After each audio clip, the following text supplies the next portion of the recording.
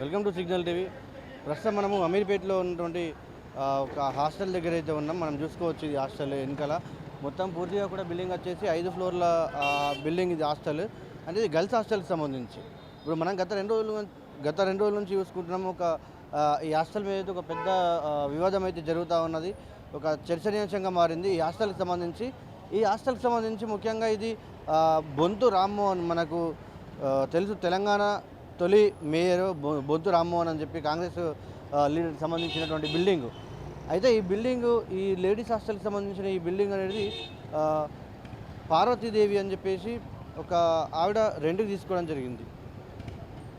ఈ హాస్టల్ని పార్వతీదేవి అని ఒక ఆవిడ రెంట్కి తీసుకోవడం జరిగింది. ఆ రెంట్కి సంబంధించిన ఆ ఆర్థిక లావాదేవీలు ఏవైతే ఉంటాయో వాటికి సంబంధించి గత 2 రోజుల నుంచి ఒక వివాదాస్పదంగా మారింది ఈ ఘటన. అయితే ప్రస్తుతం మనం ఇప్పుడు ఈ హాస్టల్ దగ్గర ఉన్నాము. ఈ హాస్టల్కి సంబంధించి ఇప్పుడు ఇందులో నిర్వాహకురాలు, ఈ హాస్టల్ని నడిపిస్తున్న వాళ్ళు చెప్తున్న విషయం ఏంటంటే, మేము 2 కోట్ల రూపాయలు మేము డిపాజిట్గా తీసి ఉన్నాము. మాకు ఈ యజమాని దగ్గర నుంచి అంటే ఈ బిల్డింగ్ ఓనర్కి సంబంధించి ఇప్పుడు ఎవరైతే బొంతు రామ్మోహన్ ఉన్నారో వాళ్ళ కుటుంబ సభ్యుల నుంచి మాకు రక్షణ కావాలని చెప్పేసి కొన్ని వార్తలు వస్తూ ఉన్నాయి. మమ్మల్ని వేధిస్తున్నారు, మా దగ్గర నుంచి 2 కోట్ల రూపాయల వరకు డిపాజిట్ కట్టించుకున్న తర్వాత కూడా మనల్ని వేధిస్తున్నారని చెప్పేసి కొన్ని వార్తలు అయితే మనం చూసినాం. కొన్ని వీడియోలు కూడా మనకు నిన్న వచ్చిన సందర్భం మనం చూసినాం. ఎందుకంటే ఒక హింసాత్మకంగా కొట్టడము, బొంతు రామ్మోహన్ భార్య ఎవరైతే ఉన్నారో శ్రీదేవి వాళ్ళ అమ్మగారు, ఈ బొంతు రామ్మోహన్ వాళ్ళ అత్తగారు కూడా నిన్న వీడియో బయటకు రావడము అదంతా చూసిన విషయం మనకు తెలిసింది. అయితే దానికి సంబంధించి ఒక పెద్ద వివాదం అయితే జరుగుతూ ఉన్నది. ఈ ఇష్యూ చుట్టూ తిరుగుతూ ఉన్నది. ప్రస్తుతం మనం హాస్టల్ దగ్గర ఉన్నాము. ఈ హాస్టల్ మొత్తం కూడా 5 ఫ్లోర్లు. దీంట్లో దాదాపు ఒక 120 బెడ్లు అయితే ఉంటాయి. దీన్ని 2 సంవత్సరాల కింద అయితే ఈ శివపార్వతి అనే ఆవిడ రెంట్కి తీసుకున్నారని చెప్పేసి ఇక్కడ ఉన్నటువంటి వాళ్ళు చెప్తున్నారు. అంటే ఆ ఆర్థిక లావాదేవీలకు సంబంధించిన ఇష్యూ ఏదైతే ఉందో ఇప్పుడంతా కూడా ఒక హాట్ టాపిక్గా మారింది. అయితే దీంట్లో ఉన్న పూర్వాపరాలు ఏంటి, దీంట్లో ఉన్నటువంటి విషయాలు ఏంటి, దీన్ని ఎట్లా చూడొచ్చు అంటే, ఎందుకంటే ఇటు బొంతు రామ్మోహన్కి సంబంధించి ఆయన ఒక రాజకీయ నాయకులు. బొంతు రామ్మోహన్ తెలంగాణ తొలి మేయర్. అయితే దానికి సంబంధించి ఇప్పుడు ఈ శివపార్వతి ఎవరైతే ఉన్నారో ఈ రాజకీయంగా దీన్ని ఏమన్నా బయటకు తీసుకొచ్చిన తర్వాత దీన్ని రాజకీయంగా వాడుకోవాలని చూస్తున్నారా ఏందో తెలియని పరిస్థితి ఉంది. ఇప్పుడు ఇక్కడ ఆల్రెడీ ఇద్దరు ఇరువర్గాల వైపు కేసులు నమోదైనాయి. ఆల్రెడీ కేసు కూడా నడుస్తూ ఉంది. దీనికి సంబంధించినటువంటి లావాదేవీలకు సంబంధించినటువంటి కేసు కూడా కోర్టులో ఉన్నప్పటికీ కూడా ఇదంతా కూడా ఒక 2 రోజుల నుంచి అయితే ఒక హిస్టరీగా మారింది. గత 2 రోజుల నుంచి చర్చనీయాంశంగా మారినటువంటి హాస్టల్కి సంబంధించిన ఇష్యూ ఏదైతే ఉందో బొంతు రామ్మోహన్కి సంబంధించిన ఈ వివాదం అంతా కూడా, ఈ వివాదానికి సంబంధించి మనతో మాట్లాడడానికి బాధితురాలు, ఇప్పుడు ఈ ఇష్యూకి సంబంధించి మొత్తంలో బాధితురాలైనటువంటి శివపార్వతి గారు మానవ హక్కుల సంక్షేమం దగ్గరికి వచ్చారు, మానవ హక్కుల కమిషన్ దగ్గరికి వచ్చారు. వారితో మాట్లాడి మరిన్ని విషయాలు తెలుసుకునే ప్రయత్నం చేద్దాం. నమస్తే. నమస్తే అండి, నా పేరు శివపార్వతి అండి. నేను ఏషియన్ పీజీ నిర్వాహకుల వాళ్ళ మిస్సెస్ని మాట్లాడుతున్నానండి. మాకు దీంతో పాటు ఇంకా 6 పీజీలు ఉన్నాయండి. దాంతో భాగంగా కూడా గత 3 సంవత్సరాల క్రితం మా హస్బెండ్ ఈ పీజీని తీసుకోవడం జరిగిందండి. ఈ పీజీ బిల్డింగ్ ఓనర్ వచ్చేసి బొంతు రామ్మోహన్ అత్తగారండి. మాకు తెలియకుండా ఆ బిల్డింగ్లోకి మేము వెళ్ళడం జరిగిందండి. యాక్చువల్గా అది 300 గజాల చిల్లర 400 గజాలు ఉన్నదాన్ని కబ్జా చేసి కాలువ మీద నిర్మించడం జరిగిందట సార్. మాకు అది తర్వాత తెలిసిందండి. అది కాలువని డైవర్ట్ చేసేసి బిల్డింగ్ కట్టారండి. ఏదైతే బొంతు శ్రీదేవి గారు చెప్తున్నారో నా పుట్టినిళ్ళు అని చెప్తున్నారు మేడం గారు. జరిగింది ఏంటంటే అది నాలా మీద కబ్జా చేసి కట్టి మాకు తెలియదండి. మేము ఇవ్వాల్సిన అడ్వాన్స్ డబ్బులు మొత్తం కూడా దానికి బిల్డింగు కన్స్ట్రక్షన్ నిమిత్తం మా చేత ఖర్చు పెట్టించడం జరిగిందండి. మాకు అది తర్వాత తెలిసింది. అది చాలక మధ్యలో వాళ్ళు వదిలేసిన తర్వాత వాళ్ళ తమ్ముడు గారైన అనిల్ యాదవ్ గారు వచ్చేసి మా అక్కగారితో సంబంధం లేదు, మాకు విభేదాలు వచ్చినాయి, మా బావగారితో సంబంధం లేదు, వాడెవడు మా ఆస్తిలో మాట్లాడడానికి అని చెప్పేసి మాట్లాడి మా అమ్మగారి చేత నేను అగ్రిమెంట్ రాయించిస్తాను, మీరు నడుపుకోండి, మీరు ఇది అబ్బాయిల హాస్టల్ పెట్టొద్దు, అమ్మాయిల హాస్టల్ పెట్టండి అని చెప్పడం జరిగిందండి. చెప్పేసి అనిల్ యాదవ్ గారు వాళ్ళ అమ్మగారితో అగ్రిమెంట్ చేయించుకొచ్చి మాకు ఇవ్వడం జరిగిందండి. సాక్షి సంతకాలతో పాటు అన్నీ కూడా ఉన్నాయి, మీకు అగ్రిమెంట్ చూపిస్తాము అది కూడాను. దాంతోపాటు వారు మేము పెట్టిన పెట్టుబడికి చెక్కులు ప్రామిసరీ నోట్లు ఇవ్వడం జరిగిందండి. ₹1 కోటి చెక్కు బౌన్స్ అయ్యి ఆల్రెడీ కోర్టులో ఇష్యూ నడుస్తుంది. దీంతోపాటు మళ్ళీ బొంతు రామ్మోహన్ గారు, వాళ్ళ భార్య అయినటువంటి శ్రీదేవి గారు, వాళ్ళ అక్కగారైన విజయ గారు వాళ్ళ ప్రోద్బలంతో పక్క బిల్డింగ్ రెంట్కి ఇవ్వలేదండి. పక్క బిల్డింగ్ అండర్ కన్స్ట్రక్షన్లోనే అలాగే ఉంది. ఈ బిల్డింగు మేము మా డబ్బులతో, మిగిలిన డబ్బులతో పెట్టి పూర్తి చేసుకొని దగ్గర 2 కోట్ల రూపాయల పెట్టుబడితోటి మేము అది రన్ చేస్తున్న సందర్భంలో కరెంటు కానీ తలుపులు కానీ ఏమీ లేనప్పుడు కూడా మేము దాన్ని చాలా ఇబ్బందులతో పూర్తి చేసుకొని మొదలుపెట్టుకోవడం జరిగిందండి. ఆ మొదలుపెట్టుకున్న క్రమంలో కూడా మమ్మల్ని ఫస్ట్ నుంచి కూడా డే 1 నుంచి కూడా బయటికి పంపే ప్రయత్నంతో రామ్మోహన్ గారు ఆఫీస్కి పిలిచి బెదిరించి మా వాళ్ళకి మీరు నచ్చలేదు వెకేట్ చేయండి అని చెప్పడం జరిగింది. అంటే ఈ వివాదం స్టార్ట్ అయిన తర్వాత ఇప్పుడు అనిల్ కుమార్ యాదవ్ ఎవరైతే మీకు ఫస్ట్ నుంచి దీంట్లో ఉన్నారో, ఈ వివాదం స్టార్ట్ అయిన తర్వాత నిన్న కానీ మొన్న కానీ వీళ్ళతోటి అంటే వీళ్ళ వెనకాల వచ్చిన సందర్భాలు ఉన్నాయి అంటే వచ్చిరా ఈ విషయం గురించి?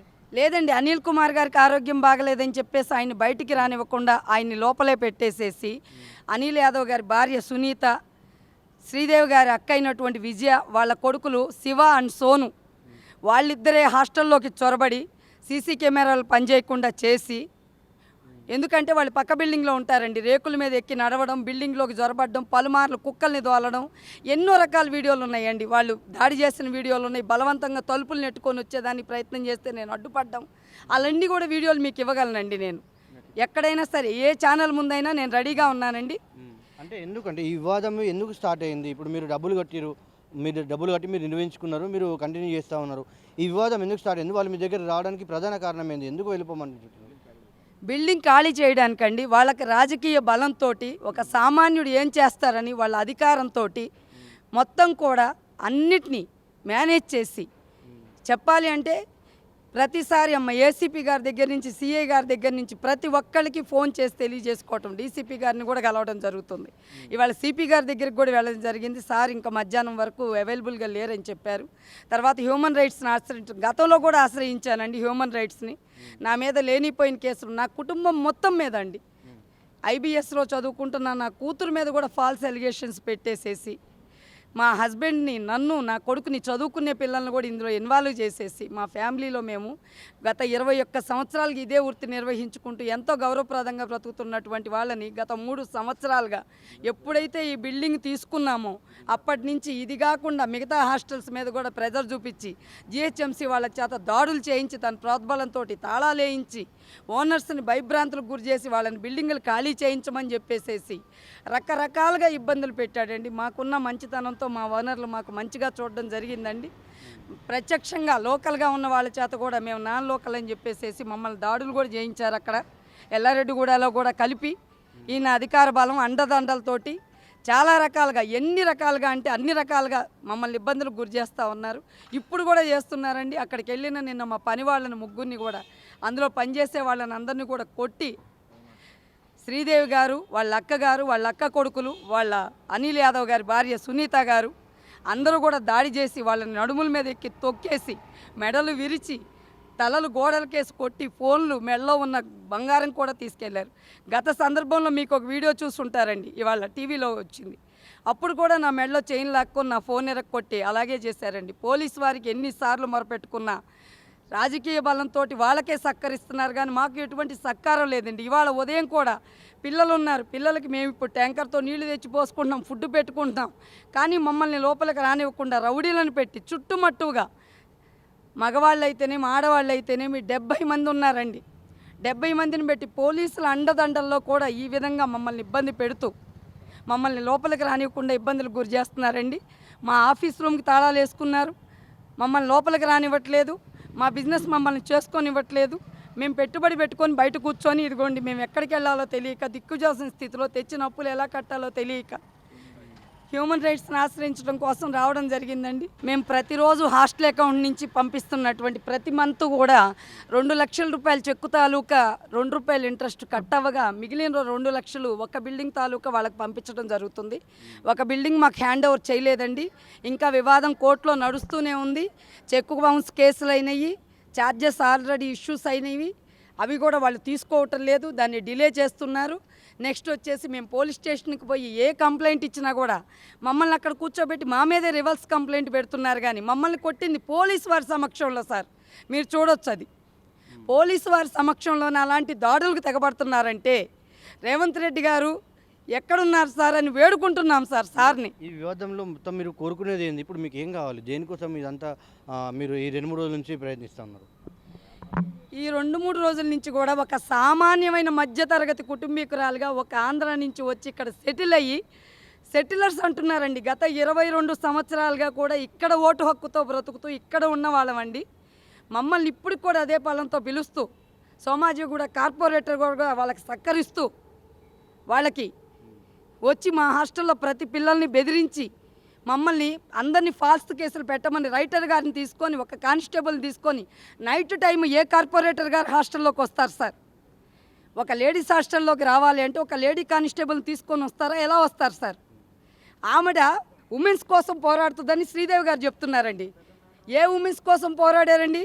ఒక ఆడపిల్లని ఇంటి పక్క కొట్టి చంపుతుంటే సోమాజిగూడ కార్పొరేటర్ అయిన వనం సంగీత యాదవ్ గారు ఎట్టెళ్ళిపోయారు. నేను ఆడపిల్లనే కదా, పలుమార్లు వెళ్ళి వేడుకున్నాను. లోకల్ వాళ్ళకి తప్పక నాన్ లోకల్ వాళ్ళకి సపోర్ట్ చేయమని చెప్పారు. ఆమె భర్తగారు అయినటువంటి వనం సంగీత శ్రీనివాస్ గారి భర్తగారు అయినటువంటి శ్రీనివాస్ యాదవ్ గారు మా హాస్టల్ వాళ్ళందరినీ బెదిరించి ఎవరిని రాకుండా చేశారు. అర్థమవుతుందా సార్? ఇవాళ ఒక మధ్యతరగతి కుటుంబం నుంచి వచ్చి ఇక్కడ 20 సంవత్సరాలుగా ఒకే ఇంట్లో ఉండి నేను హాస్టల్స్ రెంట్ కట్టకపోతే నా ఓనర్స్ ఎలా ఉండనిస్తున్నారు? నా ఓనర్స్ కట్టే ప్రతి రెంటు ఒక్కొక్క బిల్డింగ్లో ఒక బిల్డింగ్ 21 ఇయర్స్, ఒక బిల్డింగ్ 12 ఇయర్స్, ఒక బిల్డింగ్ వచ్చేసరికి 15 ఇయర్స్ ఇలా నడిపిస్తూ ఉన్నానండి. ప్రజెంటు ఎల్లారెడ్డిగూడలో 4 బిల్డింగ్లు, మాదాపూర్లో 3 బిల్డింగ్లు రన్ చేస్తున్నాం. ఇక్కడ 2 బిల్డింగ్లు ఒకటి సిక్ అయి ఉన్నది, వాళ్ళు మాకు హ్యాండ్ ఓవర్ చేయలేదు. ఒక బిల్డింగ్ హ్యాండ్ ఓవర్ అయిన దానికి మేము రెంట్ కట్టి నడిపించుకుంటున్నాం సార్. ఇలాంటి సందర్భంలో కూడా లేనిపోయిన వాళ్ళు, మా హాస్టల్స్తో సంబంధం లేని వ్యక్తులు ఎవరినో తీసుకొచ్చి మీడియా ముందు పెట్టి మమ్మల్ని మా జీవితాల మీద, మా పిల్లల జీవితాల మీద బురద జల్లే ప్రయత్నం, రాజకీయ రంగు పులుంకొని రాజకీయ ఊసర వెళ్ళేలాగా మారే బొంతు శ్రీదేవి గారు చేస్తున్నారు. కానీ మాకు మధ్యతరగతి కుటుంబీకులం అండి, మాకు అంత లేదండి. ఒక సామాన్యుని ఈ విధంగా వేధించడం ఎంతవరకు కరెక్ట్ అనేది సమాజం కూడా గుర్తించాలని కోరుకుంటున్నానండి. దీని పట్ల సీఎం గారు కానీ ఎవరైనా అధికారులు కానీ మాకు సహకరించి మా బిల్డింగ్లోకి మమ్మల్ని వెళ్ళి మా బిజినెస్ మమ్మల్ని చేసుకునేలాగా మాకు చూడాలని చెప్పని కోరుకుంటున్నామండి. సో ఇది ఇక్కడ ఉన్నటువంటి అంటే నిర్వాహకురాలు శివప్రతి గారు మాట్లాడుతున్న విషయం అంటే ఈ ఒక ఓన్లీ రాజకీయ బలంతో మనల్ని వేధిస్తున్నారు తప్ప దీంట్లో వాళ్ళకి నష్టం జరిగింది ఏమీ లేదు. అయినప్పటికీ ఇది కబ్జాలో కట్టుకున్న ఆరోపణలు బయటకు వచ్చినప్పటికీ, నిజాలు తెలిసినప్పటికీ కూడా మేము సానుకూలంగానే ఉన్నాము. అయినా ఇది కొనసాగుతున్నటువంటి నేపథ్యంలో వాళ్ళ బంధువులు అంటే బొంతు రామానికి సంబంధించినటువంటి కుటుంబ సభ్యులు కానీ వాళ్ళందరూ వచ్చి మా మీద దాడికి గురి చేస్తున్నారని చెప్పేసి వారు చెప్తా ఉన్నారు. కెమెరా పర్సన్ మహేష్ రెడ్డితో రవి రెడ్డి, సిగ్నల్ టీవీ, హైదరాబాద్.